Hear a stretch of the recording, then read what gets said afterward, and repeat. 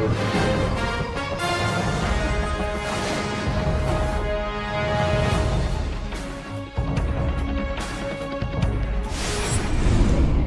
name is Solbi from Channel 7 News, and I'm here to report on the crime that occurred on September 11, 2020, exactly a month ago from today. This crime was committed by the offender, Michael Hassan, 23 years old, who tried to kill his mother and father-in-law by stabbing and beating them in their mobile home located upon a small acreage. His mother-in-law died from severe injuries, and his father-in-law currently is at the hospital recovering. Our reporter visited the location where the crime occurred. So Nicole, please tell us about what you saw and what exactly happened.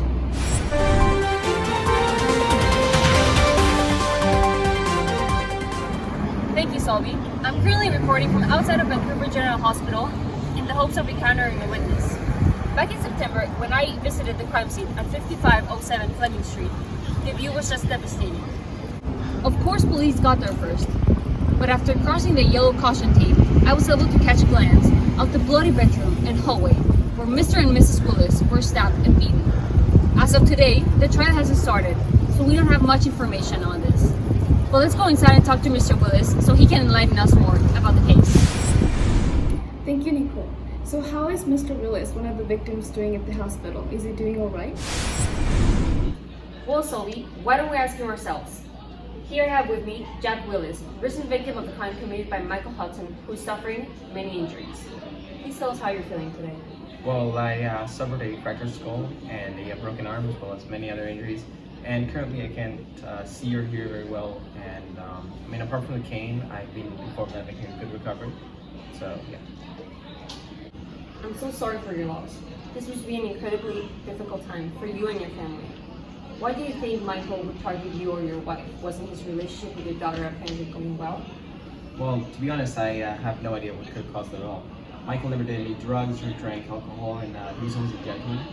I never saw any of him, and to be frank, we trusted him with our daughter, and I even gave him the keys to my house a couple years back. But most importantly, he never showed any violence, so I have no idea what could have caused this. So how long have they been married, and what was the relationship like from your perspective or from what your daughter Sheila told you? Well, I have known Michael for 5 years, and me and Margaret, we always liked him.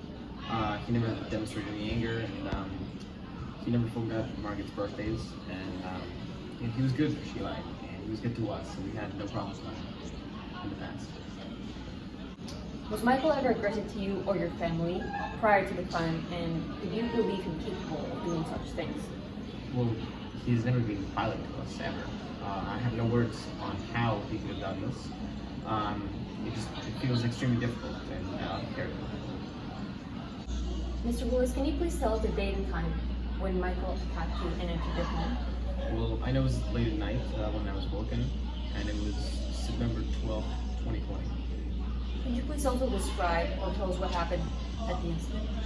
Well, my memory is very limited about the events. I know I went to bed at a normal time with Margaret, and I recall being awakened by screams and such glimpses of Michael in our room.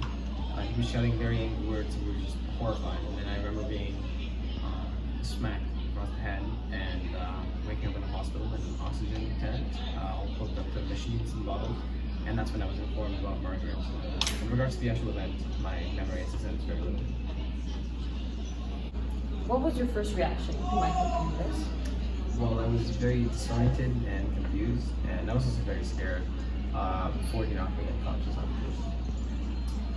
Besides physical injuries, how else has Michael's actions affected you and keep affecting you through life? Well, of course, his actions have caused my family a dear loss of my wife, Margaret. I've been grieving her since it happened, and it has caused my family a great deal of pain. How do you feel about your daughter Sheila being in support of Michael even after what he did? And do you think she had anything to do at all with the crime? I don't think she had anything to do with it. She was a wild and rebellious girl in the past, but never one that showed any anger or violence towards anyone. And I'm very shocked that she's standing with him since he's left a great mark in our relationship. I am talking to her recently, but it's been very difficult. I understand you haven't talked to Michael at all. If he was watching you right now, is there anything you would like to say to him? Well, I will never talk to Michael ever again. He's caused my family incredible pain, and I would like them to know that I cannot and will never forgive him. Well, thank you so much, Mr. Willis, for answering the questions. I hope this trial continues well and the truth comes out. Back to Solbi. Thank you, Nicole, for the report, and thank you, Mr. Willis, for the interview. So with the trial ahead, lawyers are gathering information, evidence, and witnesses and preparing for the trial. Today, I have Crown witness, Dr. Damon Dale, forensic psychiatrist, who possesses important information about the offender, Michael Hassan, that we need to know more about. Thank you, Dr. Damon Dale, for being here today. First of all, could you please introduce yourself before I ask you questions? Yes, of course. My name is Dr. Diamondale. I'm a forensic psychiatrist, and I'm also an expert witness in the case of Harvey Hudson. So I'm aware that you were asked by Crown Counsel to assess and interview Michael Hassan. Could you please tell me about the process? Yes, of course. So first I did, a check on his family history for any, psychiatric illness, any signs of that. And then I observed his responses to any questions I asked him regarding the crime, as well as analyzing his sleep behavior. So what did you find about Michael Hassan? After assessing Michael Hudson, I found that he had no signs of mental illness that could lead him to sleepwalking and committing a crime. Why and how did you come up with the conclusion? What are the reasons for it?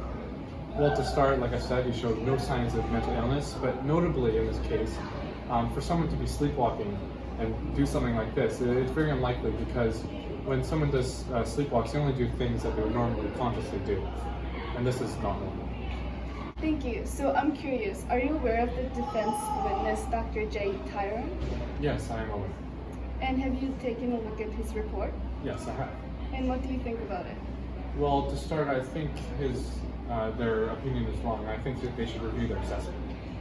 So what impact do you think the difference between your report and Dr. J. Tyrone's report will have on the trial?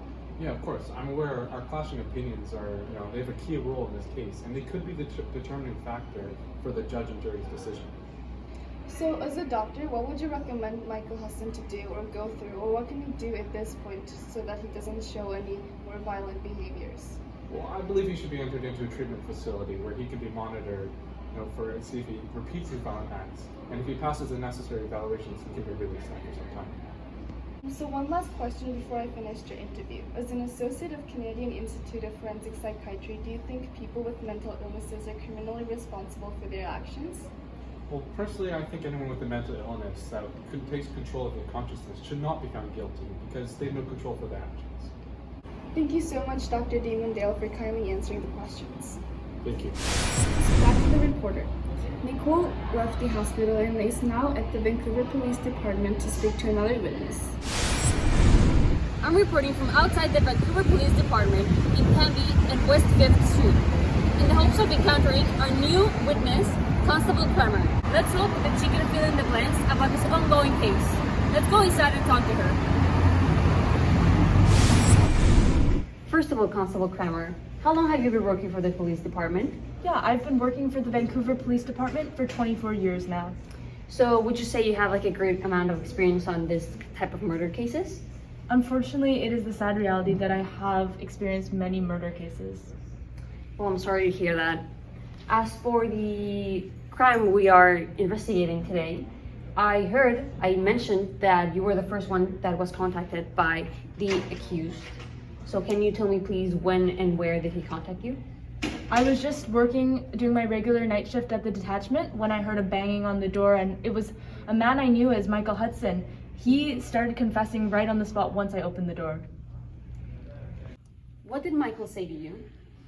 Michael confessed. He said that he killed someone with his bare hands, his mother and father-in-law, stabbing and beating them to death. And what was your reaction to this sudden confession? I immediately asked him where this happened and told the auxiliary constable to call an ambulance to that said address. And was there anyone else there with you, or were you the only one that heard his confession? Yeah, I was the only one in the room after I'd opened the door to let him in. How did Michael Hudson seem to you when you saw him? What was his physical and emotional state? Yeah, Michael was extremely agitated and he was covered in blood. And what did you do after that? Where did you go? I immediately drove to the location specified by Hudson, which was on 39th and Fleming Street, his in-laws' home. So, Constable Kramer, what was the crime scene like What exactly did you see in the place that Michael described? So right when I opened the door, I looked down the hallway and I saw Mr. Willis lying there, and I heard him moaning softly. When I went over to him, I looked into the adjacent room and saw Mrs. Willis, having suffered many stab wounds, dead. This is devastating. So please tell me, how can this pose a challenge to the community, and is there anything that can be done to prevent this kinds of crimes in the future? Events like these have detrimental effects on the community. You know, the families of the victims and the community at large. But this incident is very isolated, so the Vancouver Police Department is doing all that we can to protect our communities. Immediate actions that you can take at home is installing a deadbolt lock on your door, but you should be sure that the VPD has your back. We're very grateful for your time and effort. So thank you, Constable Kramer, and if anything else comes to mind, please let us know. We're sure that Vancouver is in good hands. This concludes the interviews of the witnesses involved in the Michael Hudson case regarding the murder of Margaret Willis and attempted murder of Jack Willis that happened a month ago. Back to Solbi. Thank you, Nicole, for the interview, and thank you for listening, everybody. This is Channel 7 News. Good night, Vancouver, and stay safe.